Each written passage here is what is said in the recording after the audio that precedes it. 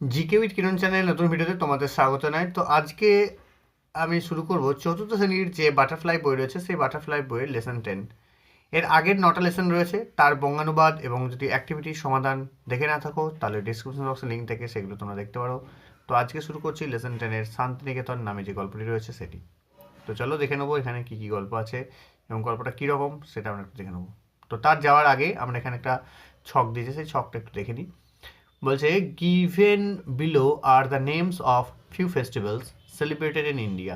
বলছে এখানে কিছু ফেস্টিভ্যালের নাম দেওয়া, যেটা উৎসবের কিছু নাম দেওয়া আছে যেগুলো ভারতবর্ষেই অনুষ্ঠিত হয়। Study the names and fill in the chart appropriately. তো তাদের মধ্যে এগুলো তোমাকে এই চার্টের মধ্যে পূরণ করতে হবে। Celebrate in West Bengal, West বেঙ্গলে কোনটা সেলিব্রেট হয়, আর সেলিব্রেটেড আউটসাইড ওয়েস্ট বেঙ্গল এবং পশ্চিমবঙ্গের বাইরে কোনগুলো সেলিব্রেট করা হয়। তো দেখো প্রথমে হচ্ছে পৌষ মেলা, বিহু, ওনাম আর এটা বসন্ত উৎসব। তো এখানে তোমরা বুঝতেই পারছো যে বসন্ত উৎসব এবং পৌষ মেলা এই দুটো কিন্তু পশ্চিমবঙ্গতেই অনুষ্ঠিত হয়। তাই তোমরা প্রথম দুটো ঘরে কিন্তু পৌষ মেলা এবং বসন্ত উৎসব লিখে নেবে, ঠিক আছে। আর সেলিব্রেটেড আউটসাইড ওয়েস্ট বেঙ্গল, পশ্চিমবঙ্গের বাইরে যেগুলো হয় যেমন বিহু আর ওনাম, এই দুটো এখানে হয়, ঠিক আছে, এই পশ্চিমবঙ্গের বাইরে হয়।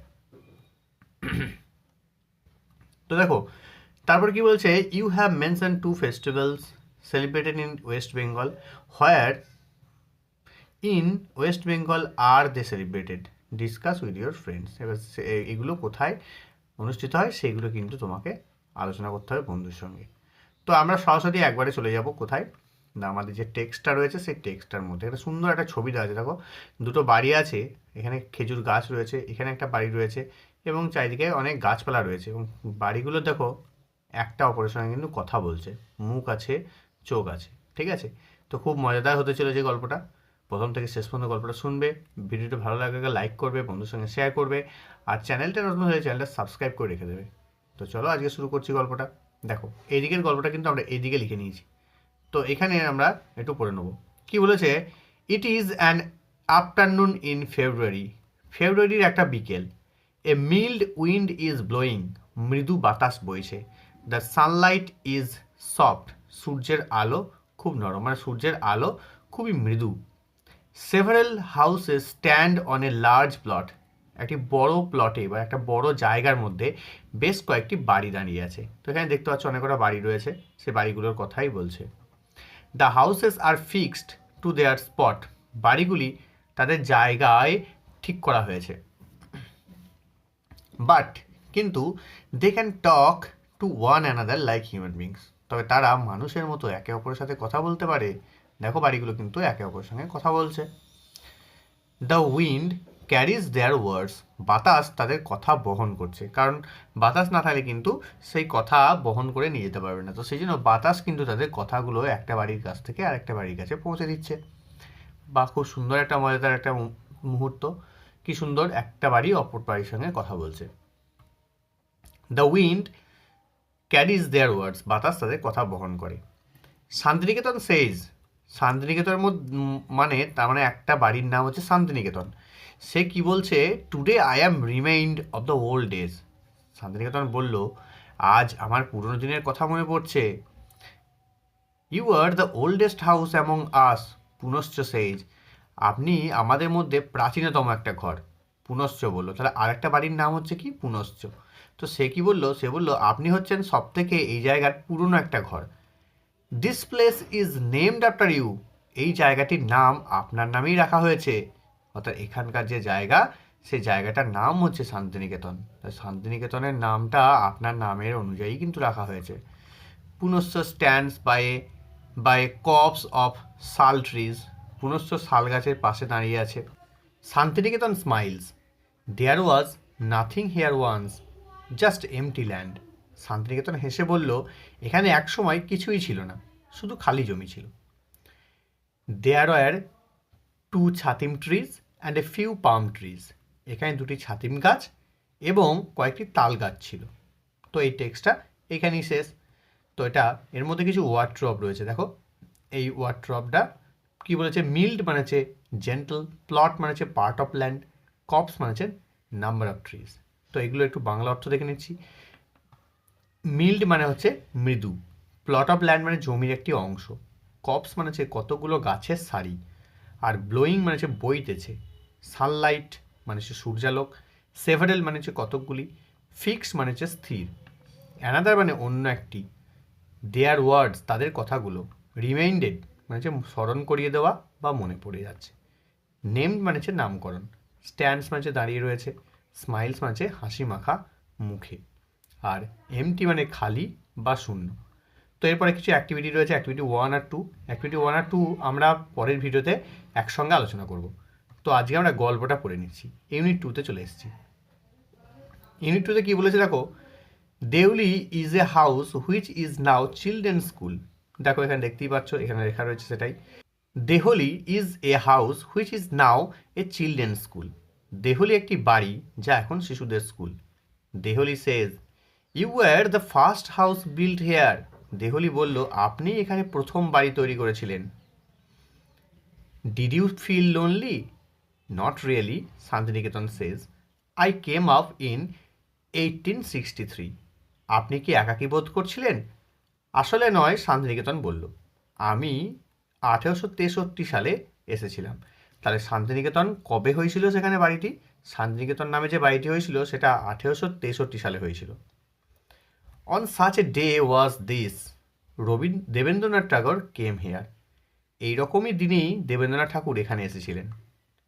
হি bought this land and had me build. তিনি এই জমি কিনে আমাকে নির্মাণ করেছিলেন। তাহলে শান্তিনিকেতনকে কে নির্মাণ করেছিল?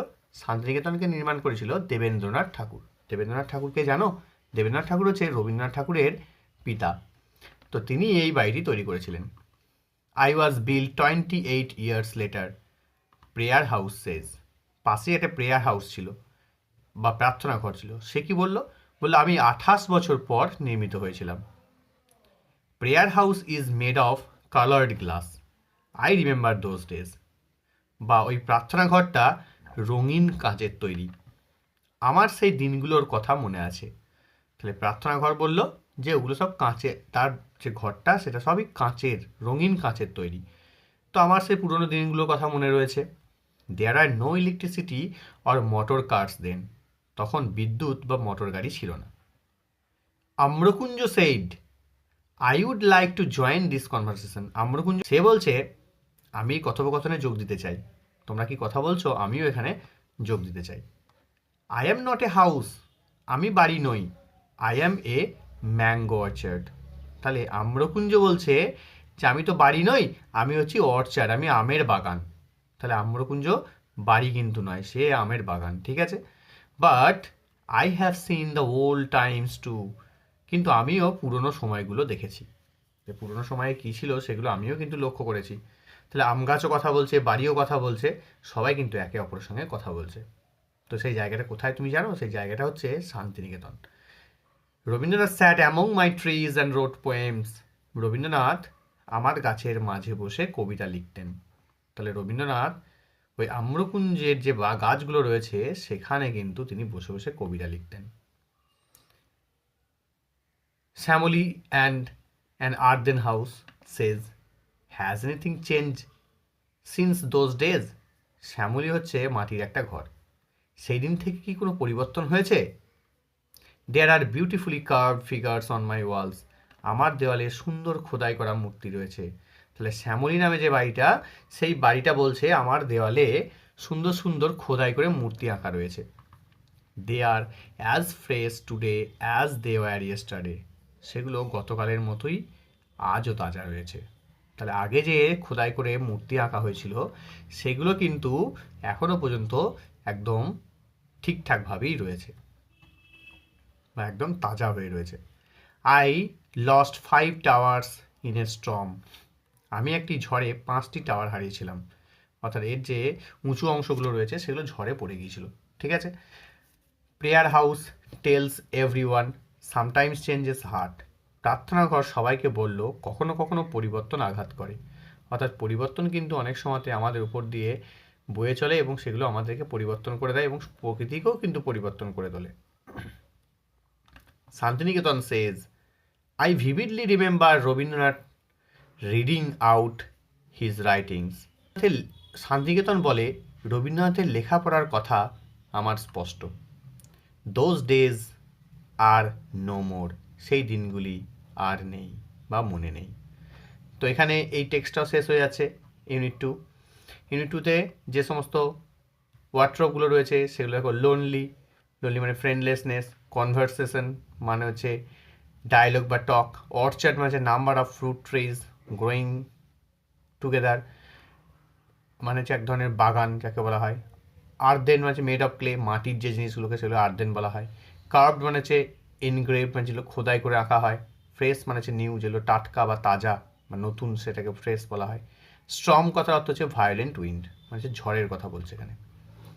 তো এখানে আরও কিছু ওয়ার্ড নোট রয়েছে, যেমন দেওলি, দেহলি হচ্ছে কি বাচ্চাদের স্কুল বাড়ি, লোনলি মানে হচ্ছে একাকী বা ফ্রেন্ডলেসনেস, চিলড্রেন্স স্কুল বাচ্চাদের স্কুল, বিল্ট মানে তৈরি করেছিল, কেম আপ মানে এসেছিল, বট মানে কিনেছিল, ল্যান্ড মানে হচ্ছে জমি, নট রিয়েলি তা ঠিক নয় বা না তা ঠিক নয়, মেড তৈরি করেছিল, কালার্ড গ্লাস রঙিন কাঁচ, রিমেম্বার মানে হচ্ছে মনে রাখা, ইলেকট্রিসিটি মানে হচ্ছে বিদ্যুৎ, মোটর কার্স মানে হচ্ছে মোটর গাড়ি, কনভারসেশন মানে কথোপকথন, অর্চার্ড মানে ফলের বাগান, আর অ্যামং মানে হচ্ছে মধ্যে, রাইট মানে লেখা, আর্দেন মানে হচ্ছে মাটির, বিউটিফুলি মানে হচ্ছে সুন্দরভাবে, কার্ভ মানে হচ্ছে খোদাই করা, ফিগার্স মানে হচ্ছে মূর্তি, ওয়ালস মানে হচ্ছে দেওয়ালগুলি, ফ্রেশ মানে হচ্ছে সতেজ বা টাটকা, টুডে মানে আজকের দিনে, ইয়েস্টারডে মানে হচ্ছে গত দিনে, স্ট্রম মানে হচ্ছে ঝড়, এভরিওয়ান মানে প্রত্যেককে, সামটাইমস মানে মাঝে মাঝে, চেঞ্জেস মানে হচ্ছে পরিবর্তনগুলি, ভিভিডলি মানে পরিষ্কারভাবে বা উজ্জ্বলভাবে,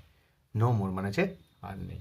তো এখানে যে ওয়ার্ডগুলো রয়েছে সেই ওয়ার্ডগুলো তোমরা সুন্দর করে লিখে নেবে খাতার মধ্যে, এবং প্রত্যেকটা ওয়ার্ড তোমরা মুখস্থ করবে এবং বাড়িতে খাতার লেখার চেষ্টা করবে, ঠিক আছে? তো এরপরে আমাদের ইউনিট 3 চলে আসছে। ইউনিট 3তে দেখে নেবো কী আছে, 110 পৃষ্ঠায় রয়েছে, বুঝতে পারো, নাথিং হ্যাজ চেঞ্জড।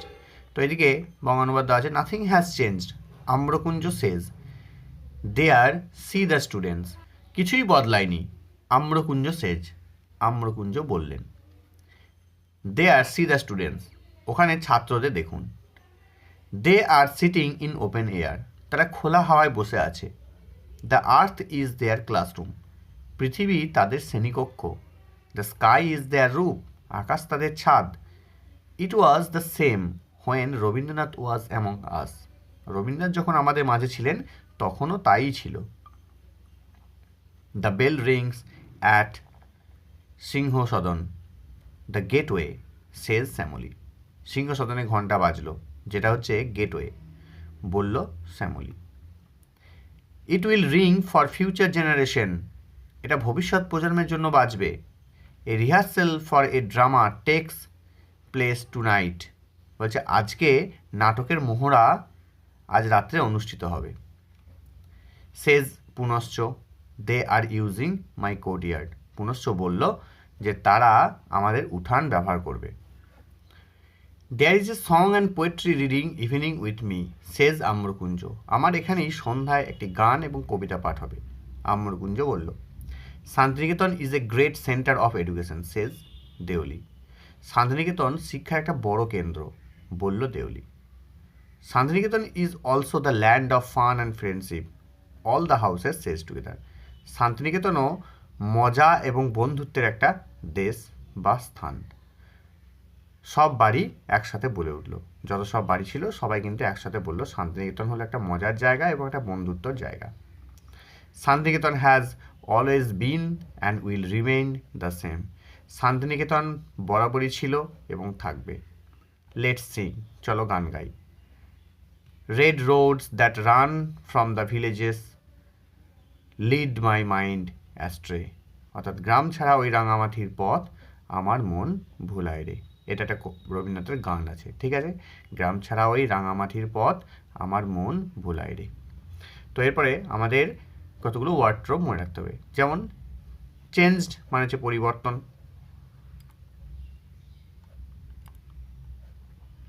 চেঞ্জ মানে পরিবর্তন, ওপেন এয়ার মানে খোলা বাতাসে, রুফ মানে ছাদ, গেটওয়ে মানে এন্ট্রান্স বা প্রবেশপথ, রিং মানে হচ্ছে বাজানো, ফিউচার মানে হচ্ছে ভবিষ্যৎ, জেনারেশন মানে প্রজন্ম, রিহার্সেল মানে হচ্ছে practice before the final performance, অনুষ্ঠানের আগের একটা মহড়া, টেক্স প্লেস অনুষ্ঠিত হয়, টু নাইট মানে হচ্ছে আজ রাত্রে, কোর্টইয়ার্ড মানে হচ্ছে open space in front of the house মানে উঠোন, ফ্রেন্ডশিপ মানে হচ্ছে চ্যাম্পিয়নশিপ, কম্পেনিয়নশিপ মানে বন্ধুত্ব, পোয়েট্রি রিডিং কবিতা পাঠ, গ্রেট সেন্টার অফ এডুকেশন শিক্ষার বৃহৎ কেন্দ্র, land of fun and friendship আনন্দ এবং বন্ধুত্বের পীঠস্থান।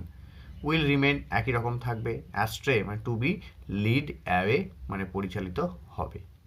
তো এইভাবে কিন্তু ওয়ার্ড নোটগুলো তোমরা করবে। এখানে সুন্দর দেখো ছবি রয়েছে, গাছতলায় অনেক ছাত্রছাত্রী পড়া করছে। ঠিক আছে, তো এর পরের ভিডিওতে আমরা অ্যাক্টিভিটি নিয়ে আলোচনা করব। আজকে এই ভিডিওটা শুধুমাত্র বঙ্গানুবাদ নিয়ে আলোচনা করলাম। তো দেখা হচ্ছে পরবর্তী ভিডিওতে। আজকে মতো এখানেই টাটা, গুড বাই।